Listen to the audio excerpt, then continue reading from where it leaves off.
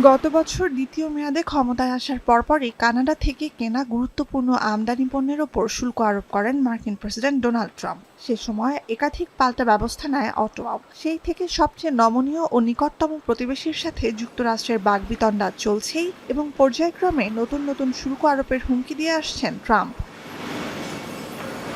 শুক্রবার পর্যন্ত টানা ৩ দিন চুক্তিতে পৌঁছানোর ব্যর্থ চেষ্টা এবং বাণিজ্য আলোচনায় শেষ মুহূর্তের অচলাবস্থার পর শনিবার মধ্যরাত থেকে কানাডার বিভিন্ন পণ্যের ওপর নতুন মার্কিন শুল্ক কার্যকর হয়। এর মধ্য দিয়ে বহুদিনের দুই মিত্র দেশের মধ্যে উত্তেজনা বাড়ল আরও, যদিও চুক্তির ব্যাপারে শেষ পর্যন্ত বেশ আশাবাদী ছিলেন Trump.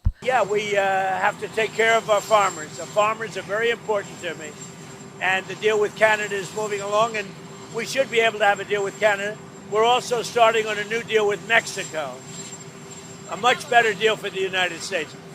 I only make good deals. Much better deal for the United States, both with Canada and Mexico. Breaking news, Angela could circle.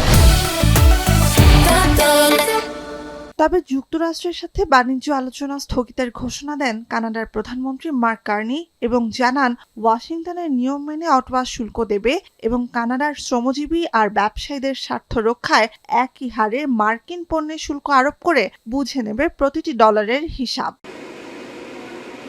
কানাডার রপ্তানি পণ্যের সবচেয়ে বড় অংশ যায় যুক্তরাষ্ট্রে, আর মার্কিন পণ্যের দ্বিতীয় শীর্ষ বাজার কানাডা। দুই দেশের মধ্যে বাণিজ্যের পরিমাণ ছাড়িয়ে গেছে ৮৭,০০০ কোটি ডলার। নতুন শুল্ক নীতি কার্যকরের ফলে কানাডার ২,০০০ কোটি ডলারের পণ্য যুক্তরাষ্ট্রে রপ্তানি করতে মার্কিন প্রশাসনকেই দিতে হবে ৫০% অতিরিক্ত শুল্ক। অবশ্য কানাডার রপ্তানি খাতের তুলনামূলকভাবে অল্প অংশে পড়বে নতুন শুল্কের প্রভাব। যুক্তরাষ্ট্রে কানাডার মোট রপ্তানির ৫% কম পণ্য এর আওতাভুক্ত। তালিকায় আছে বৈদ্যুতিক পণ্য, শিল্প কারখানায় ব্যবহৃত ভারী সরঞ্জাম এবং দুধ ও দুগ্ধজাত পণ্য। অন্যদিকে আগে থেকেই শুল্ক কার্যকর আছে ইস্পাত, অটোমোবাইল ও কাঠ শিল্পে। তবে শুল্কের ফলে দীর্ঘায়িত হবে কানাডার অর্থনৈতিক সংকট। তার উপর মুক্ত বাণিজ্য চুক্তির লক্ষ্যে দুই প্রতিবেশীর আসন্ন আলোচনাতেও প্রভাব ফেলতে পারে চলমান অচলাবস্থা এবং নতুন শুল্ক নীতি। নুজহাত কামাল, এখন বিশ্ব।